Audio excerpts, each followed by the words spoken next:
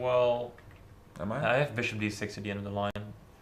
Right, but it should be good for black. I think it should be good. It should be. So castles rook c8. Okay, you gotta maybe move back to d4 so you cover your.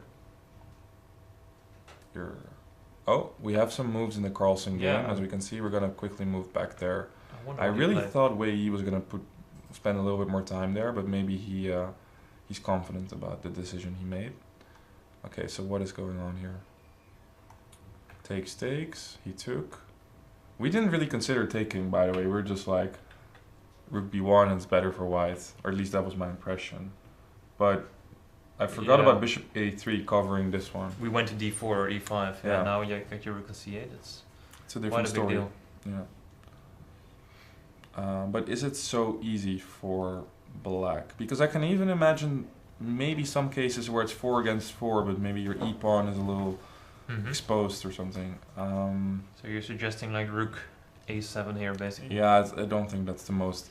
I was thinking about this for sure, but now that I look at it, it's kind of unlikely to be. Very unlikely to be problematic, to be honest. So takes, rook to c8.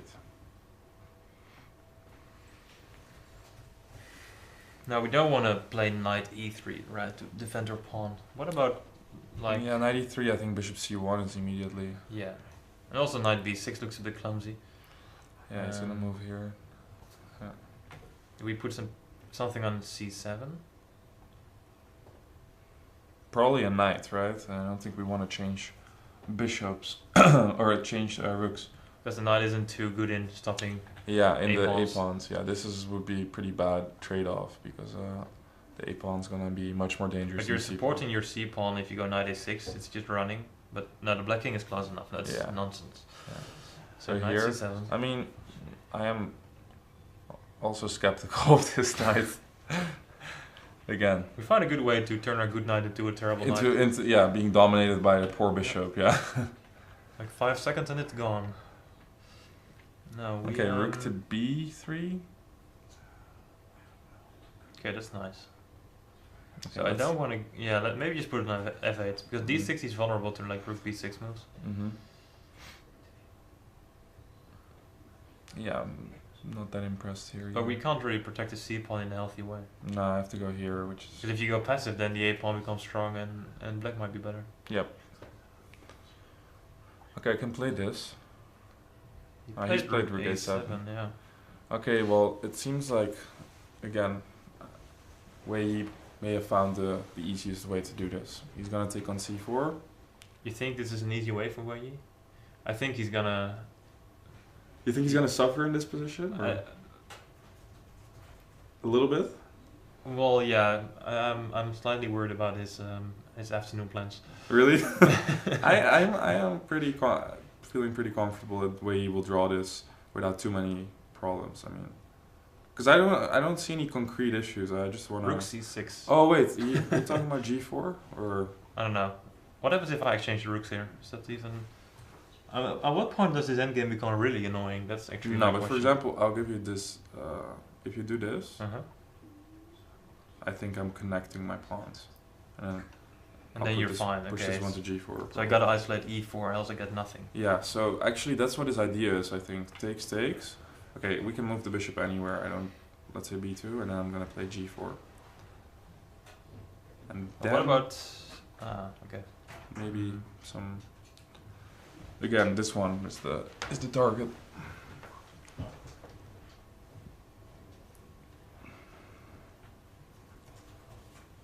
No, it's not so easy to connect your pawns. It's not. Okay, let's try this. Also, the king is super safe on g2. If you go king g2 and e3, you're always going to be safe. Actually, this could be a little bit annoying. I don't know if white wants to ever play e3. Okay, that's right. But I got check on a8 and rook e8, so... that's a better defense. I got stuff working for me. f6. Okay, but I don't really mind... I'm already thinking about some mating. Oh, why not? Actually, isn't this kind of interesting? It is. And but maybe black has to go h5 before you maybe play rook takes e2. Maybe here, for example. Yeah. But even then, the checkmate pattern is still there. Checkmate pattern is there. That's like true. h5. You don't want to go king h6. You know, it's no. running away is gonna be a thing. I was gonna say that actually. After 97, you can go king h6, but yeah. So no, you're right. There are some. There's something to say for. I like the g4 move you suggested. I think it's at least it's annoying for black. He needs to make an important decision there. Mm-hmm. He's also thinking. I mean, Carlsen looking so determined.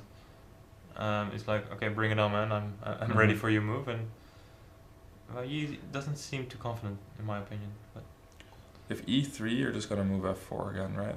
I think so. Yeah. I mean, the king on f3 is gonna be. Yeah. Pretty awesome. Yeah, this is the talking nightmare. about isolating your e-pawn. I mean, that worked. Yeah. Yeah, no, this is awful. I shouldn't do that. Okay, yeah, with this g4, I'm also like mildly optimistic about White's position. I really don't think a player of WhiteElo's caliber should lose this, but it's not so straightforward. What if you go rook c6 first instead of taking on c4? Can we buy ourselves some time there? Yeah, I was thinking about that, but aren't you simply getting g4 anyway?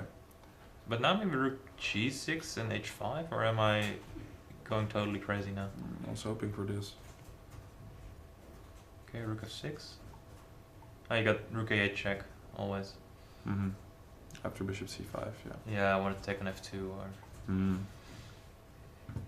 It's too cheap. Too cheap. Too cheap. Yeah, so rook c6, it doesn't really do much for you, I think. Because g4 is still very much... Okay, let me try h5. Okay. I'll go h3. And now you can take a rook g6. Yeah, maybe. Or take and go king h7. I quite like this stalemate thing on the queen side, because I think our rook is not doing such a bad job on c6. Okay, if I take? King h7. f7 is hanging. But so is c4. Ooh, you're willing to trade off some... I basically want to open up the position as much as I can and keep pawns on both sides of the board. That makes my bishop happy. Okay, actually you can always defend here. He has taken on c4. Okay, takes. I'm betting on a very on seeing g4 very soon. But he has to move the bishop now? Yeah.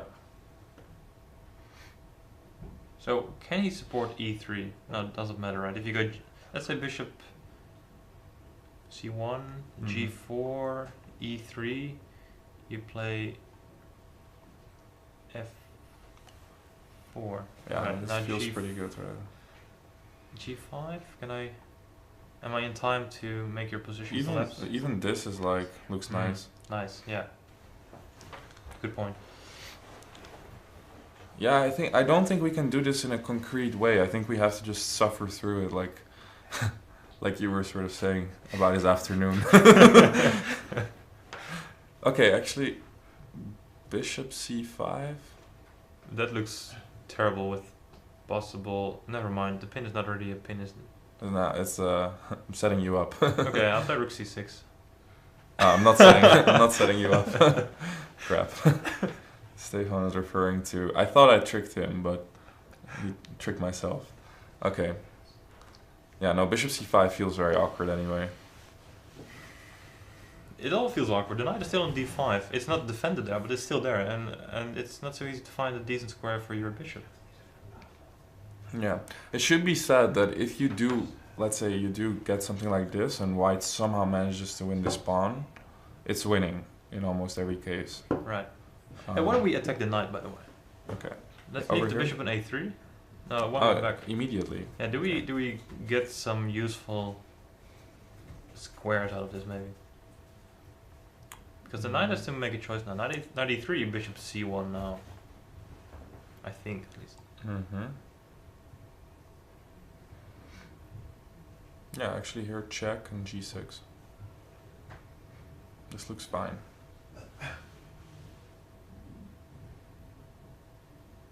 Although you haven't even got time to play g4 yet. Yes, but this is a little bit awkward. Whoops. I got rook e1, bishop d2, but I don't really want to exchange that rooks.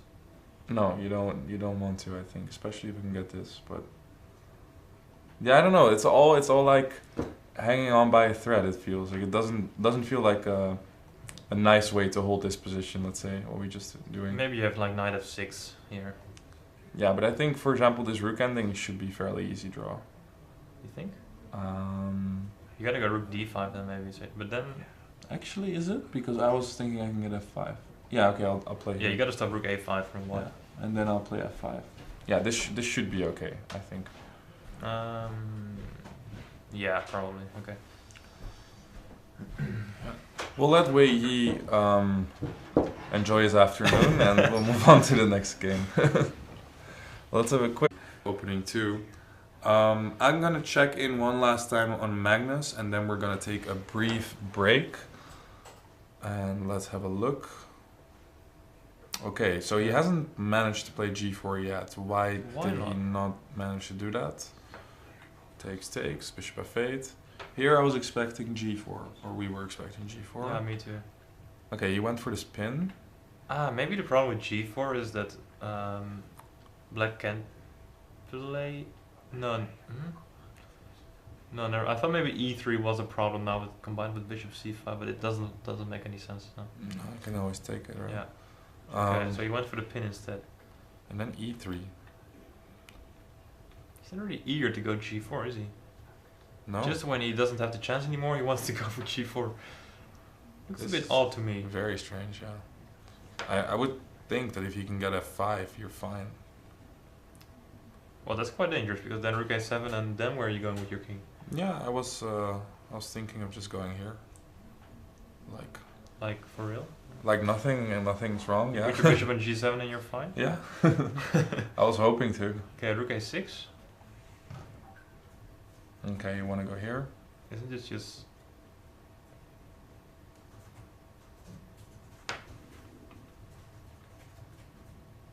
winning? This one over here? This is winning a pawn, right? Bishop c1. I am just as... First of all, it's difficult to find a good way to put your piece here, but I'm just looking at Magnus over here. Let's quickly shift over to that game. I think they're repeating the moves as we're speaking. It sure looks like it. Magnus looking a bit unhappy here. His pawn went to g5, which means it's also a bit of a target. Yeah, and it seems this is not the first time we see this position. No. By the way, Magnus has 2 hours on the clock. They just reached move 40. Maybe he quickly wants to repeat twice, get 2 hours, make the draw. Magnus, I think, is about to finish this game. Question is WhiteElo gonna claim this one, or is Magnus going to? No claiming. No claim. Just no claiming. Just let's go. That's good. Just done with this. Yeah. Okay. Well, very solid result for WhiteElo there. I think he must be very satisfied with this after a tough fight and failing to win that game against Peter Svidler. This is a very easy draw for him. He barely suffered, I would say. And he doesn't have to cancel his afternoon plans. No, he I don't know what his afternoon plans were, but they're still in full motion. No suffering whatsoever. No suffering whatsoever. So that's very impressive. And it's still not an amazing start for him, but the last 2 games definitely could be a sign for some optimism on his part.